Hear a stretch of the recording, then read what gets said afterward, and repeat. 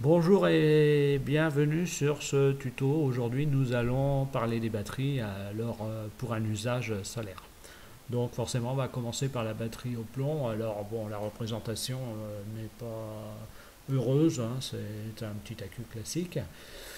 Mais pour vous dire que la batterie au plomb, elle est à bannir pour le solaire, comme je vous l'ai mis. Non pas que c'est une batterie qui n'a pas assez performances. C'est une batterie qui est capable de lancer votre démarreur avec des impulsions de courant à 80 ampères. Donc c'est aussi quelque chose d'intéressant. Mais pour le solaire, par contre, si vous la déchargez à 50%, vous aurez en gros 400-500 cycles de vie, hein. C'est quand même une catastrophe à ce niveau-là. Donc déjà, ne jamais la décharger au-delà de 50% de sa capacité. Ça veut dire que si vous l'utilisez pour le solaire, il faudra prendre deux fois la puissance que vous souhaitez stocker. Et en même temps, elle n'est pas du tout adaptée, donc évitez. Alors on voit souvent des tutos, j'ai récupéré une batterie au plomb, quelques panneaux solaires, je me fais une super station solaire. Ben non, ça marche pas parce que la batterie ne va pas durer très longtemps. Voilà. Donc ce sont des batteries plus à mettre sur des camions, des tracteurs qui peuvent générer des courants très forts. Batterie au gel, alors c'est déjà mieux. Batterie au gel, alors même punition, c'est-à-dire on ne doit pas la décharger à plus de 50%, c'est-à-dire si vous voulez un stockage de 1 kW, il vous faut une batterie de 2 kW. Donc ça, au niveau de l'encombrement, c'est un peu embêtant déjà. Et durée de vie, 1200 cycles à 50%. Alors vérifiez dans vos petites installations solaires ou dans votre camping-car que votre régulateur MPPT est bien capable de couper la décharge à 50%. Sinon c'est une catastrophe. La batterie, elle sera très vite flinguée. Donc voilà, batterie au gel, bon, bah, c'est ce qu'on trouve sur tous les kits solaires, d'ailleurs des kits à pas cher, hein, forcément. Là, c'est sûr que les autres ne peuvent pas concurrencer les fameux kits solaires qui ne sont quand même pas très haut de gamme. Donc, évitez, passez par des sociétés plutôt. Au bout du compte, vous allez y gagner. Voilà. Donc, on passe à la suite. Donc, la batterie gel plomb carbone. Alors, elle, toujours à 50%, hein, parce que vous pouvez aller plus, mais si c'est pour limiter à entre 8 et 900 cycles de vie, c'est pas intéressant. Donc à 50%, vous êtes entre 1500 et 1750 cycles de vie. Donc c'est mieux que la batterie gel tout seul. Donc c'est vrai qu'on en trouve pas mal dans les stations aussi, hein, même de professionnels d'ailleurs. Je sais pas pourquoi d'ailleurs ils préfèrent poser ça. Je pense que c'est un coût encore parce que le client lui il ne regarde pas son coût à long terme, mais son coût à l'achat, quoi.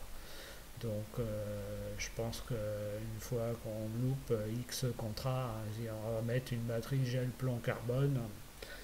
C'est ce qu'il y a de mieux dans le gel. C'est pas top, mais ça permet de baisser les prix de la station, quoi. Donc, c'est dommage, mais bon, voilà. Parce que on va voir la batterie qui vous coûte le moins cher, c'est celle qui vous coûte le plus cher à l'achat. Donc voilà, donc une autre variante. Donc voilà, lithium, fer, phosphate.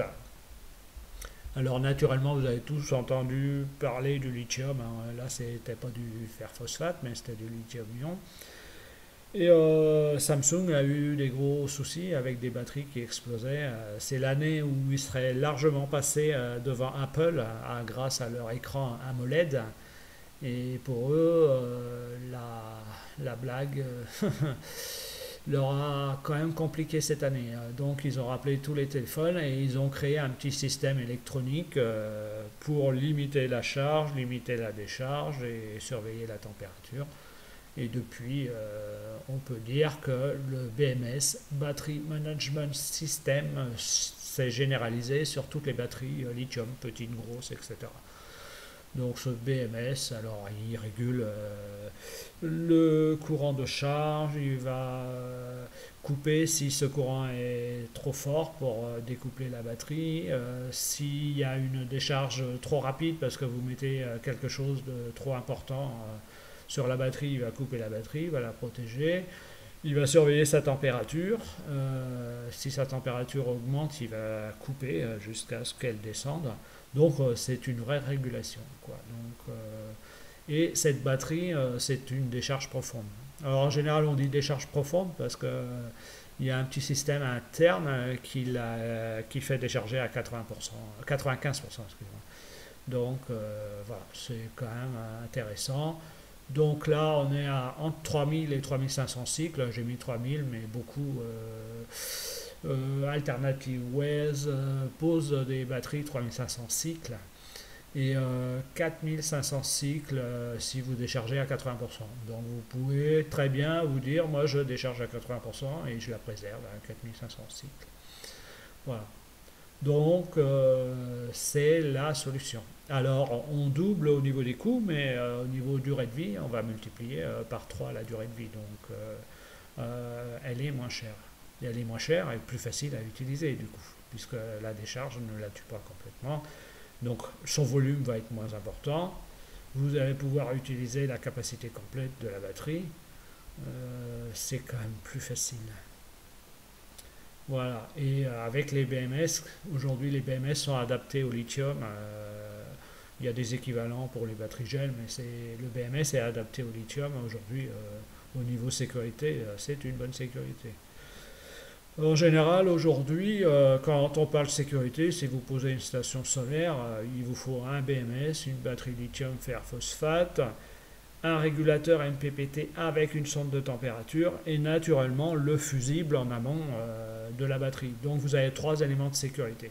Donc vous n'avez aucune raison à ce que la batterie vous explose en plein visage. Pour l'instant, les explosions n'ont créé que des dégâts matériels, mais je pense que on arrivera à la mort d'homme, hein, parce que un jour, une personne sera à proximité d'une batterie, et malheureusement, cette batterie ne sera pas équipée de système de protection, et ça sera fatal.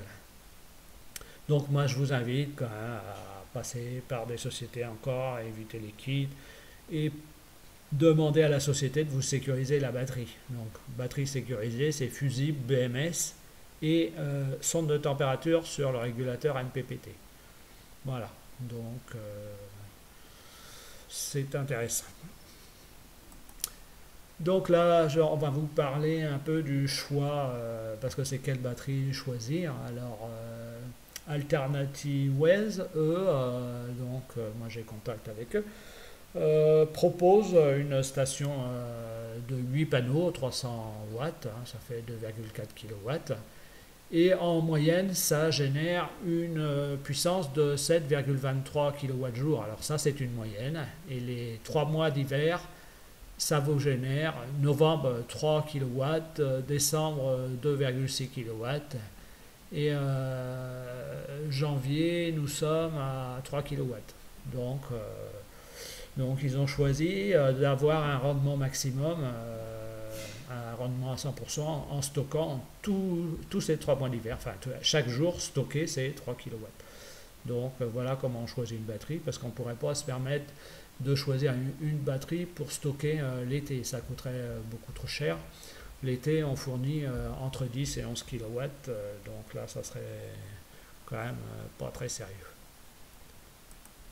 Donc je vous présente la batterie telle qu'elle se présente, un lithium fer phosphate en général. Voilà, ce sont des modules à relier entre eux, alors vigilance, tant qu'elle n'est pas sécurisée, précaution maximum. Donc un court-jus sur une batterie, et c'est une suite d'explosions avec tous les modules, donc ça demande certaines précautions. Une fois que vous avez installé le BMS, isoler les parties métalliques et intégrer le support de fusible, alors là il n'y a pas de problème. Vous pouvez laisser les gens installer leur station solaire. La batterie est sécurisée. Donc voilà, Alternative Ways, eux, proposent de programmer le régulateur MPPT et l'onduleur lorsque celui-ci et de sécuriser la batterie, d'intégrer le BMS et d'isoler, de mettre le fusible. Comme ça, les gens qui montent leur système eux-mêmes ont une batterie sécurisée sans risque. Donc, voilà.